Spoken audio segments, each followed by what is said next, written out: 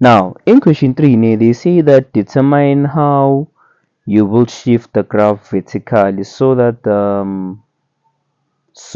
the intercepts are real and equal. All right. So remember, the function is still given as y equals to 2x minus 1x squared plus 5.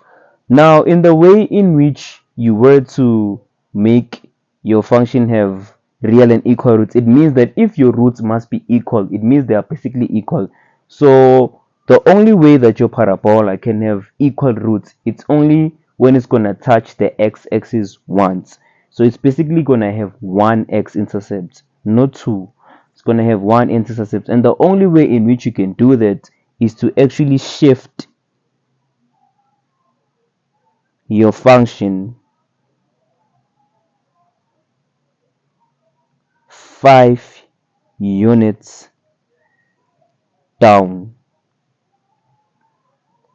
Now let me show you. Ne?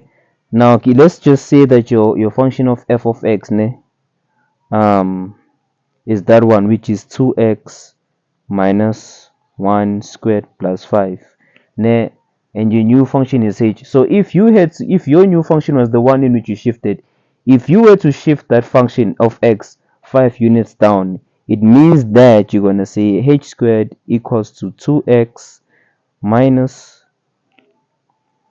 1 squared plus 5 minus 5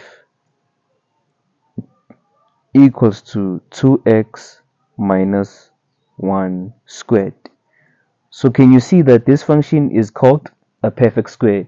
So even if you were to try finding the x-intercept of this new function, it's only going to be one x-intercept because you're going to let y equal to 0.